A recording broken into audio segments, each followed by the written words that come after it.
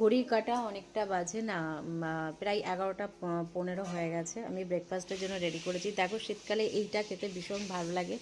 আমি কি খাচ্ছি সকালে, ব্রেকফাস্ট কীভাবে কমপ্লিট করছি তোমাদের সাথে একবার শেয়ার করি।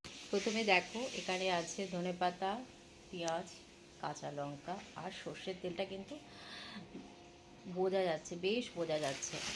আর আমার হাতে আছে একদম মুড়ির প্যাকেট। মুড়ি ঢেলে রাখার মতন আমার সময় নেই, তার ফলে ঢালিও না, যখন লাগে তখন এইভাবেই নিই। তো এই মুড়িটা নেব, এর সাথে একটু কী নেবো তোমাদেরকে দেখাই। এই দেখো মুড়ি আর চানাচুর, আমার তো জিভে জল আসছে। তো চলো ব্রেকফাস্টটা কমপ্লিট করে নিই।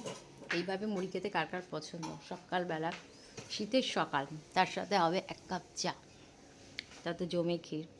তো চলো এখনকার মতো ভিডিওটাকে এন্ড করি। ভিডিওটা ভালো লাগলে প্লিজ প্লিজ লাইক করো, কমেন্ট করো, শেয়ার করো। এখনকার মতন টাটা।